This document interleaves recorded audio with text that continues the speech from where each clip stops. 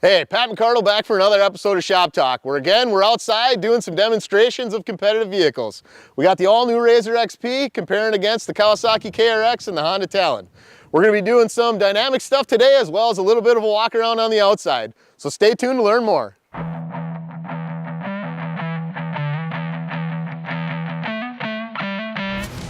All right, let's start in the front of this machine and work our way back.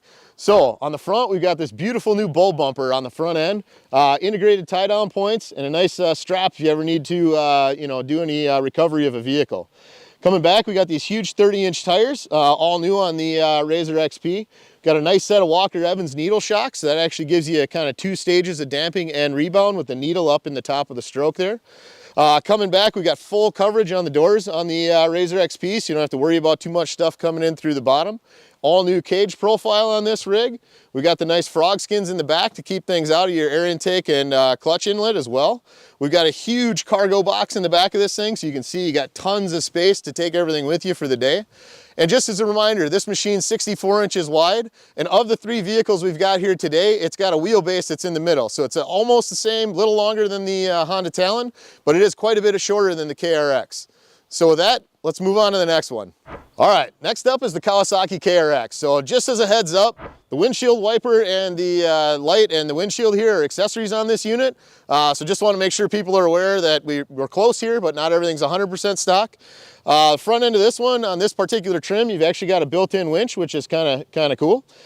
We've got bigger 31-inch tires on this, similar, style of rim, not a beadlock on this one either, but, painted wheel. We've got Fox live valve, so a little bit bigger shock package because this machine is a little bit wider. So the Kawasaki here, the KRX, has actually got a 68-inch overall width, so it's a little wider than the RZR and the Talon, and it does have a much longer wheelbase as well, so the footprint on this rig is bigger. As we come back, you can see full coverage doors, so we got nice half doors here as well. One thing on the rear doors is because this has actually got flat seating, it doesn't have stadium seating like the other two. If you're a shorter, statured person from the waist up, it's a little bit harder to see over this door, so the sight lines aren't quite as good. Coming around to the back, we do have some nice high clearance suspension components on this particular trim, so that'll help you out a little bit with ground clearance. But when you get to the back, this thing does actually have a subwoofer in the box that eats up some of your cargo space. So you can see here, this kind of cuts off the front third of your box, and the back of this is just open. So where the RZR's got a nice tub to help kind of keep things in, you have to get an accessory to close off the back of the Kawasaki here. All right, so let's go through the Honda Talon now. So this one's got a couple accessories as well. This giant front bumper and winch aren't stock on this model, I believe. The rest of it is pretty much how you get it from the factory. Coming down, looking at tire size, the Talon's got the smallest of the bunch. These are actually 28s on the Talon, so smallest tire size by a couple inches right here. This does have a big set of Fox live valve shocks, front and rear, so you got that going for it on the Talon. Coming back here, you can see we don't have full coverage on the doors, so there's actually a big opening here on the bottom that allows dust and debris to come through as you're riding. Stadium seating on this one, so you got pretty good sight lines out the back. And wrapping around to the back end here, you can see the cargo box on this one is wide. It's not too deep front to back, and again, doesn't have much of a shelf on the back to keep everything in. So got to make sure you strap everything down in the back of the Talon when you're hauling it around. All right, we gave you a quick exterior walk around of all 3 vehicles. Now we're going to jump in and we're going to showcase for you how many turns it takes to go lock to lock on the steering wheels and do a turning radius comparison. So we'll kind of get an overhead shot showing how big the arc is that all 3 of these can make when they're in all-wheel drive. All right, we got the KRX at full lock left. We're going to turn this thing all the way to right. I want you guys to pay attention to how many times the steering wheel goes around. Oh, I forgot. No power steering unless the engine's running. Hang on. So full lock left, steering is just to the left of 12 o'clock here for me. I'm gonna go all the way around once, I'm gonna go all the way around twice, plus a little bit more. So this thing is a little over 2 turns full lock to lock. All right, we're in the RZR XP now, and I don't know if you guys can tell, but my steering wheel is full lock to the left. So I want you to pay attention. My wheel is basically 90 degrees turned right now. So I'm gonna go 270 degrees, and another 270 degrees. So if you didn't catch, that's basically a turn and a half to get lock to lock on the RZR. So it is a faster steering rack ratio on this machine than the KRX was. All right, I got the Talon at full lock left, steering wheel straight up and down. Count the turns. Ooh, not much assist with the engine off on this one either. But 2 full locks on the talon to go rack to rack, so on the steering stops. So we got the RZR at a 1.5 turn, the talon's basically a 2, KRX is a little over 2 for a total number of turns. So let's move on to the steering radius demonstration next. All right, we got the Honda talons here.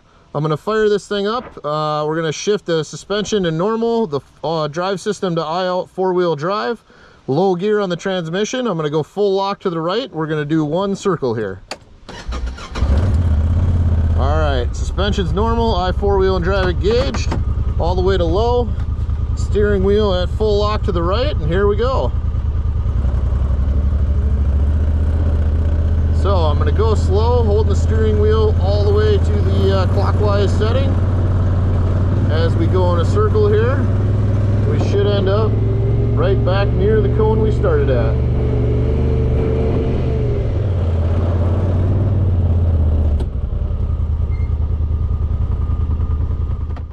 All right, we're in the RZR XP this time, so I'm gonna put this one, I'm gonna start the engine, put it into low gear, make sure I have the all-wheel drive on, go full lock to the right on the steering, make 1 loop, and then end about where I started. So here we go. So, all-wheel drive engaged, transmission in low, full steering lock to the right, and I'm gonna hold it. You'll notice that it only goes 3/4 of the way around, and here we go. So as we go around the circle, I'm holding the steering all the way locked to the clockwise position. Going slow, about 5 miles an hour. Coming right back to the cone we started at. And boom, we're there.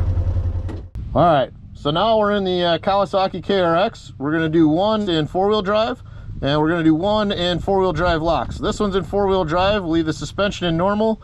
Transmission's in low gear. I'll start the engine, take the parking brake off, turn fully clockwise to the right.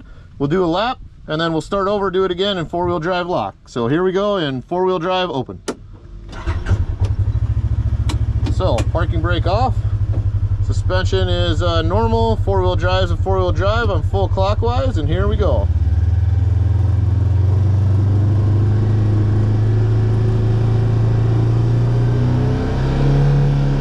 Alright, holding the steering at full lock. Again, we're going, 3, 4, 5 miles an hour, about the same speed as the other machines.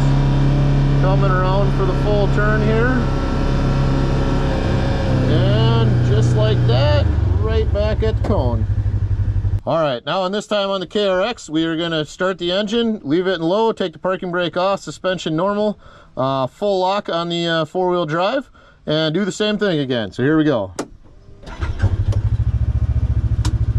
Alright, parking brakes off, low gear, suspension normal, 4-wheel drive lock.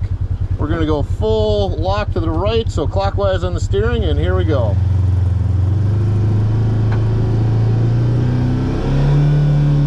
Again, as we go, I'm holding the steering wheel all the way clockwise. We're going about 5 miles an hour with the diff lock engaged.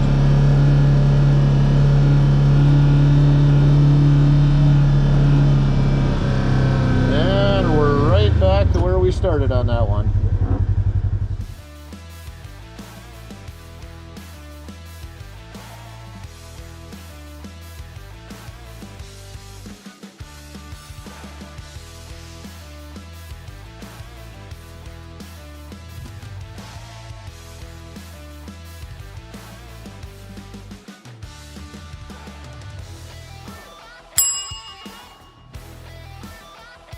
All right, the next demonstration we're going to do today is all about front drive performance. So think all-wheel drive, 4-wheel drive. So down on the ground, we've got 3 sets of rollers. And if you look at these, you'll see that they move really easily, right? As I'm dragging my foot around. And we've got one up in, that's going to be the front corner, that this one's fixed. So we're going to drive each vehicle on here. We're going to start with it in either the all-wheel drive, all-wheel drive, or 4-wheel drive settings. We're gonna slowly go into it in low gear like you would if you were climbing rocks or maybe, in mud or snow. And this is to really simulate a very low tractive surface. So think of like that, Georgia clay when it's wet, riding around in the snow up here in the Midwest, or those types of environments. So we'll do one machine at a time. We'll show you what happens, and we'll kind of talk about the front drive and what's going on and why it either works well or maybe doesn't work so well. So here comes the first one. All right, so we've got the Kawasaki KRX up right now. I've got my buddy Nick in the driver's seat, and he's gonna pull this machine forward in four-wheel drive, low gear, to get himself onto the rollers. So Nick, come on up and get this thing positioned. What you guys are gonna see is he shouldn't have too much trouble getting this thing situated, right? He gets all four wheels up, and now as he slowly eases into the throttle, what you'll notice is all three tires that are on those slick surfaces are rolling, but this front tire isn't doing a darn thing. And even if he throttles up a little bit, he just keeps spinning, and because he's got an open front diff right now, that passenger side front tire isn't doing anything. So Nick, hit the brakes, switch into four-wheel drive lock, and this KRX should be able to climb right up and over out of this obstacle. So as we go, front diff's locked. You can see he's easily able to get up and over that, just like you'd expect on a machine that's got a fully locked front axle. All right, next up is the Honda Talon, which has the i4-wheel drive system. So this machine's actually got a fully open front differential with an ABS style controller that can modulate the brakes so that the wheel that's slipping will actually get the brake drug to try and transfer the power over to the wheel that has traction. So we've got Nick in the seat. He's got it in i4-wheel drive. We'll have him pull forward here onto all rollers and give everybody a demonstration of what this one looks like. So as he goes, he's gonna try and creep up here, get all four wheels positioned, and now slowly accelerate like he's gonna, crawl over the obstacle here. And what you'll see is the three wheels start spinning as he's going. And once he starts picking up a little speed, it'll break that driver's side wheel enough to let the passenger side engage, get up and over that obstacle. All right, so now we got the RZR pulled up to the same front drive demonstration here. Nick's got this machine in all-wheel drive, in low gear. He's gonna drive this one up to the rollers and stop. And then the instant he hits the throttle, this one's just gonna climb right up and over. It's not gonna have the other wheels spinning like you've seen on other models. So Nick, go ahead. So as he goes, he's pulling up easy, climbing up onto the rollers here, stopping. And now, as he gets into the throttle, you'll watch that front wheel will just climb right up and over without the other wheels even spinning much. So that's the beauty of the Polaris on-demand all-wheel drive system. So we covered off on quite a bit on this head-to-head episode. We showed you the Kawasaki had a little bit bigger turning radius when it was in full lock, but it was able to get over the rollers. When the diff was open, struggled with it. A lot of hand-over-hand action on that one, and the Talon with those two-turn racks. The RZR, nice quick rack. You could keep your hands at 10 and 2. Climbed over the rollers, had a nice tight turning radius. So that's it for this episode of Shop Talk. Be sure you like, comment, subscribe, and let us know what you want to see next time.